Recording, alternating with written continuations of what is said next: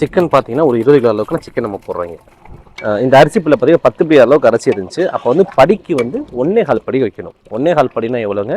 12.5 படி வைக்கிற மாதிரி இருக்கும். நம்ம 12.5 வைக்காமல் ஒரு அரைப்படி அளவுக்கு குறைச்சி வைக்கிறேன். ஏன்னா தண்ணி வந்து லிக்விட் காக்கிறதுனால ஒரு அரைப்படி அளவு குறைச்சிட்டு நான் வைக்கிறேன். தண்ணி லிட்டர் கணக்கில் பார்த்தீங்க அப்படின்னா கரெக்டாக சொல்லணும் அப்படின்னா ஒரு 19 லிட்டர் 20 லிட்டர் அளவு தண்ணி வைக்கணும்.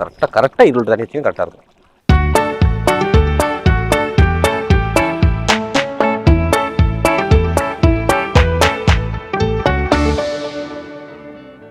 ரீசெண்டாக ஒரு ஆர்டிக்கல் படித்தேன். அதில் பார்த்தீங்கன்னா இந்தியாவிலேயே அதிகப்படியான மக்கள் விரும்பக்கூடிய ஃபுட் பார்த்தீங்கன்னா அது பிரியாணி. அது மட்டனாக இருக்கலாம், சிக்கனாக இருக்கலாம், வெஜ்ஜாக இருக்கலாம், என்ன வேணா இருக்கலாம்.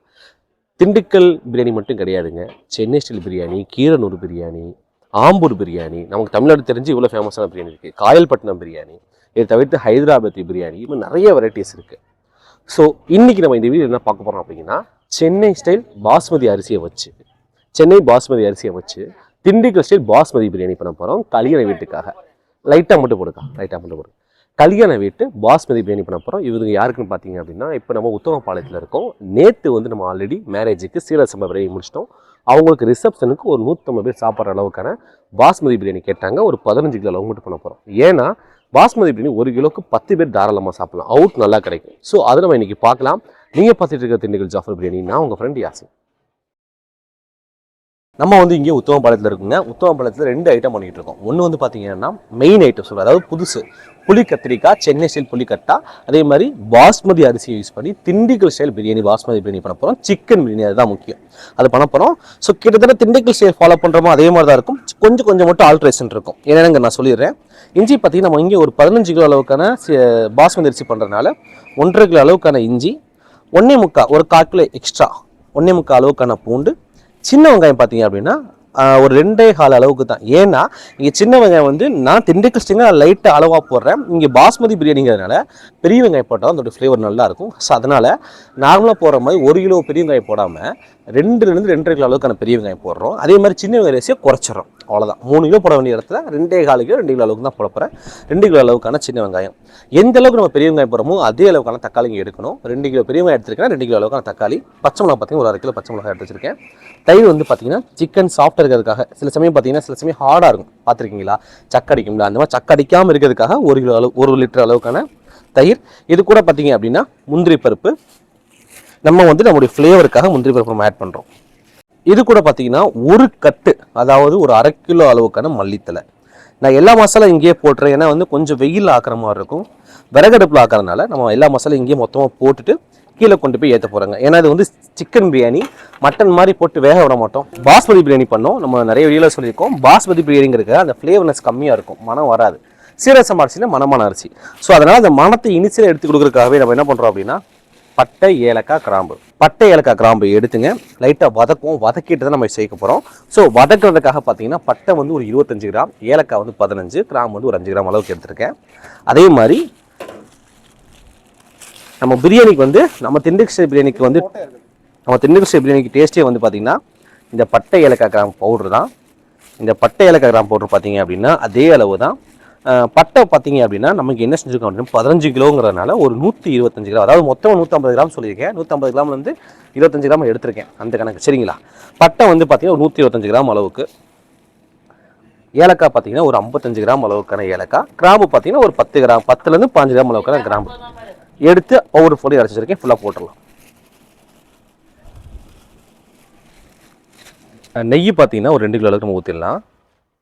ஆமாம், இனிஷியலாக பார்த்தீங்கன்னா 2 கிலோ அளவுக்கு ஊற்றிட்டு, புதினா வந்து பார்த்தீங்கன்னா ஒரு 1/2 கிலோ அளவுக்கான புதினா, எண்ணெய் பார்த்தீங்கன்னா ஒரு 2 லிட்டர் அளவுக்கான எண்ணெய்,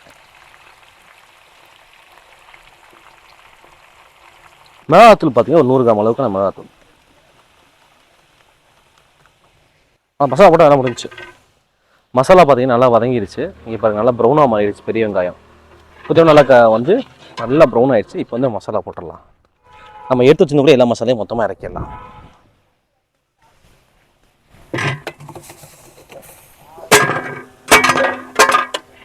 ஃப்ளேவருக்காக பட்டை ஏலக்காய் கிராம்பு நம்ம எண்ணெயிலையும் போடலாம், மசாலா போட்டு மசாலாக்குள்ளேயும் போடலாம், ஒன்றும் பிரச்சனை கிடையாது. இப்போ மசாலா வந்து பார்த்தீங்கன்னா பச்சை மிளகா நல்லா கலர் மாறிடுச்சு. நம்ம நார்மலாக போகிற மாதிரி பச்சை மிளகா கலர்லாம் மாறிடுச்சு, லைட்டாக மாறிடுச்சுங்க. ப்ரௌன் கலர் மாற ஆரம்பிச்சு. இப்போ நம்ம சிக்கன் போட்டுடலாம். போடுதா சிக்கன் பார்த்தீங்கன்னா ஒரு 20 கிலோ அளவுக்கு சிக்கன் நம்ம போடுறோங்க. ஊற போட்டுருக்கா அரிசி எல்லாமே. தயிர் ஊற்றிக்கலாம். அம்மாடி 1 லிட்டர் அளவுக்கான தயிர்.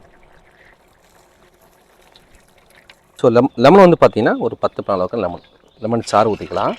அவ்வளோதான், நம்ம எல்லா மசாலாவும் போட்டுருவாங்க. இப்போ என்ன ஆகும் அப்படின்னா கறி வெந்ததுக்கப்புறம் உழவு ஊற்றுறோம். சரி, மசாலா போட்டு 10 நிமிஷம் ஆயிடுச்சு. இங்கே நம்ம சிக்கன் போட்டனால மசாலா வந்து இப்படி லிக்விடாக மாறுது பாருங்கள். ஸோ நம்ம இதையும் கன்சிடர் பண்ணி தான் நம்ம எப்போவுமே வந்து உல தண்ணி வைக்கணும். இப்போ நம்ம உல தண்ணி வச்சிடலாம். மொத்தம் பார்த்தீங்கன்னா அரிசிப்படி, இந்த அரிசிப்படியில் இந்த அரிசிப்படியில் பார்த்தீங்கன்னா 10 படி அளவுக்கு அரிசி இருந்துச்சு. அப்போ வந்து படிக்கு வந்து 1.25 படி வைக்கணும். 1.25 படினா எவ்வளோங்க? 12.5 படி வைக்கிற மாதிரி இருக்கும். நம்ம 12.5 வைக்காமல் ஒரு அரைப்படி அளவுக்கு குறைச்சி வைக்கிறேன். ஏன்னா தண்ணி வந்து லிக்விட் காக்கிறதுனால ஒரு அரைப்படி அளவு குறைச்சிட்டு நான் வைக்கிறேன். தண்ணி லிட்டர் கணக்கில் பார்த்தீங்க அப்படின்னா கரெக்டாக சொல்லணும் அப்படின்னா ஒரு 19 லிட்டர் 20 லிட்டர் அளவு தண்ணி வைக்கணும். கரெக்டாக 20 லிட்டர் தண்ணி வச்சுக்கணும். கரெக்டாக இருக்கும்.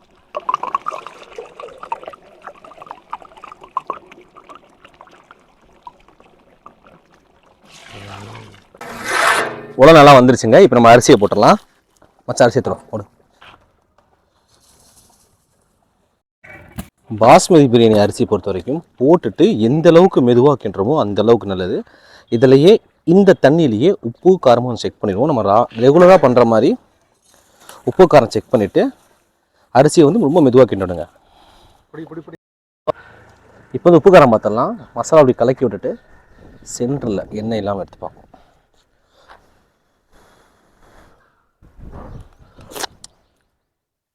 உப்பு காரம் கொஞ்சம் தேவைங்க, லைட்டாக போட்டோன்னா வேலை முடிஞ்சிச்சு. இப்போ வந்து பார்த்திங்கன்னா ஃபுல்லாக ட்ரை ஆகிடுச்சு. ட்ரை ஆகணும் உடனே என்ன செஞ்சுட்டேன் அப்படின்னா கங்கு போட்டோம். இது வந்து சீரக சம்பா அரிசி மாதிரி கிடையாதுங்க, ஒரு காமனே தம்மில் இருந்தால் போதும். பக்கத்தில் வந்துடலாம்.